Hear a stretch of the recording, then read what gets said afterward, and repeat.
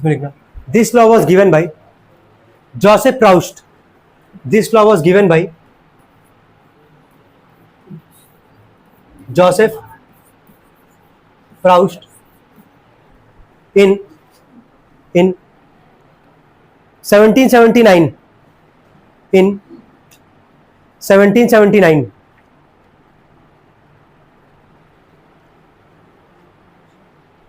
हो गया। This law was given by Joseph Proust in 1779 हो गया। यहाँ तक याद रखना है भाई ये सब चीज। Law of conservation of mass के जब वो आया था, है ना, मतलब जो बताए थे एंटोनी लेवोज़ियर, उसके ठीक 5 साल बाद क्या आया था हमारा लॉ ऑफ क्या, कांस्टेंट प्रोपोर्शन। इसको कौन दिया था, जोसेफ प्राउस्ट। कौन दिए थे, जोसेफ प्राउस्ट। इसमें लिखना अकॉर्डिंग टू दिस लॉ, देखो according to this law, according to this law comma double inverted comma में लिखना a chemical compound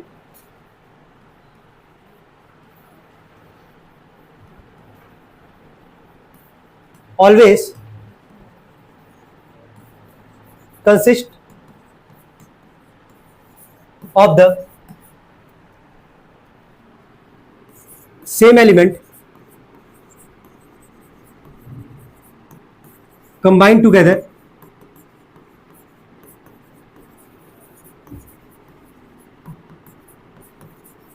in the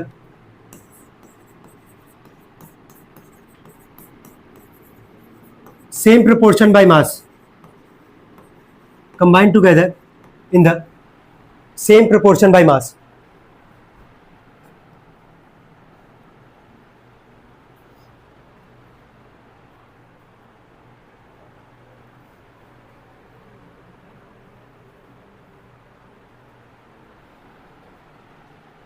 हो गया तक।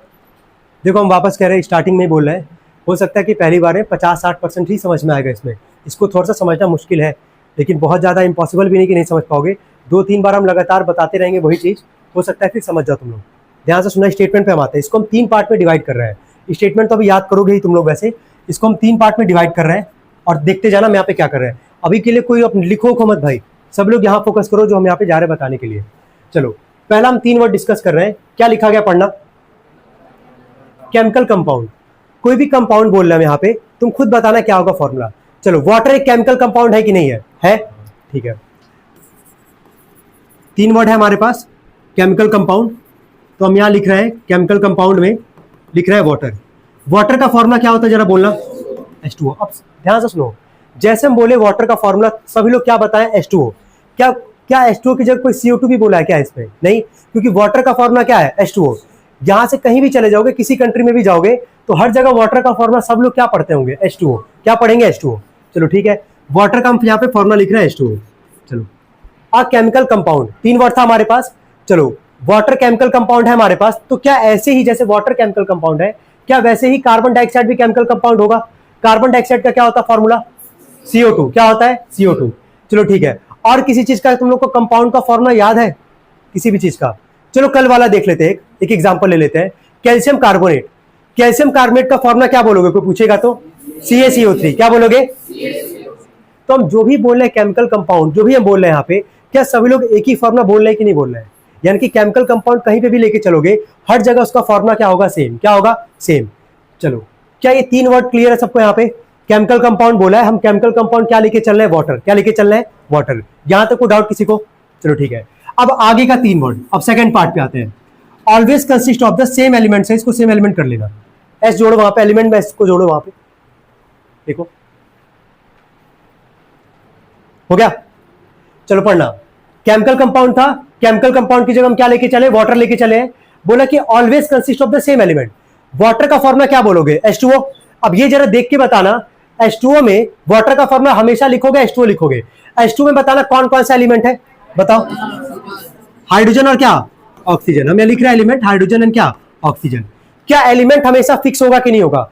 कोई भी कंपाउंड ले रहे हो, कोई भी कंपाउंड ले रहे हो तो एलिमेंट हमेशा फिक्स होगा वहां पे।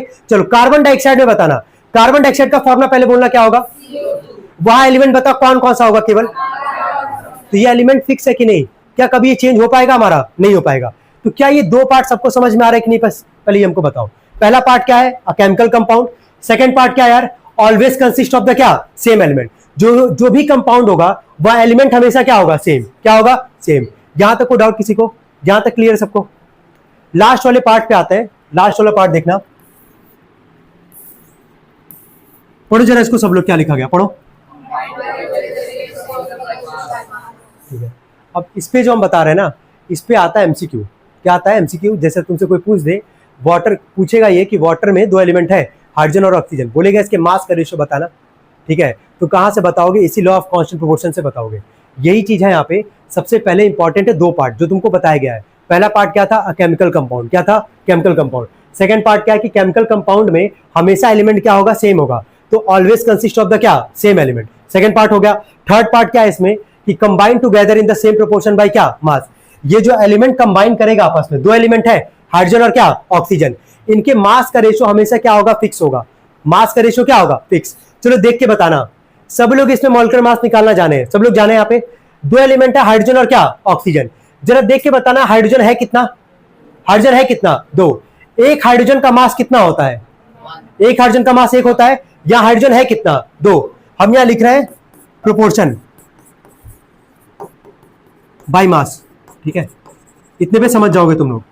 एक हाइड्रोजन का मास कितना होता है, एक। जहां हाइड्रोजन है कितना, दो, तो इसका मास कितना आ जाएगा, दो। हो गया यहां तक। रेशियो के लिए साइन इसका ही लगाते थे हमेशा, इसी का यहां पे लगाओगे। प्रोपोर्शन वर्ड है, इसी का यहां पे लगाओगे। चलो अगला एलिमेंट कौन है हमारे पास, ऑक्सीजन। क्या है, ऑक्सीजन। कितना ऑक्सीजन है, एक। एक ऑक्सीजन का मास कितना है, 16। हम यहां पे लिख रहे हैं 16। क्या ये 2 से 16 कट सकता है कि नहीं, कितनी बार में, 1 क्या, 8।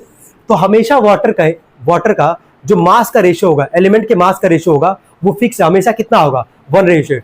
कोई भी उठा लो, कहीं का दुनिया का कोई भी वाटर उठा लोगे ना, हमेशा वाटर के मास का रेशियो कितना आएगा, 1:8। चलो क्या ऐसे एक और एग्जांपल लेके चले। अभी एक और एलिमेंट का हम बार बार डिस्कस कर रहे थे, कंपाउंड का, कार्बन डाइऑक्साइड। चलो बताओ कार्बन डाइऑक्साइड में दो एलिमेंट कौन कौन सा है, बोलना। दो एलिमेंट कौन कौन सा है, कार्बन एंड क्या, ऑक्सीजन। एलिमेंट फिक्स है, कार्बन ऑक्सीजन, हमेशा यही आएगा। चलो देख के बताना, वहां पे इसके मास का रेशियो निकालते। ठीक है, कितना कार्बन दिख रहा है, एक कार्बन का मास कितने याद किए थे, 12। ठीक है, रेशियो का सिंबल देंगे यहाँ पे। दो ऑक्सीजन है, एक ऑक्सीजन का मास होता है 16, दो का कितना आएगा, 32। यहाँ पे लिखे। क्या इसकी जरा मास का रेशियो निकालो, क्या किसी से कट सकता है कि नहीं कट सकता है, पहले बताओ। 2 से कट सकता है, 4 से कट सकता है, तो हाईएस्ट नंबर से ही काटेंगे हम लोग इसको। चलो 4 3 जा 12, 4 8 जा 32। कितना आ रहा है इसके मास का रेशियो, समझ में आ रहा है, कोई डाउट है यहाँ तक किसी को? ठीक है, अभी यही चीज हम वापस रिपीट करेंगे। एग्जाम्पल तुम लोग जैसे लिखे वैसे नोट करना सभी लोग।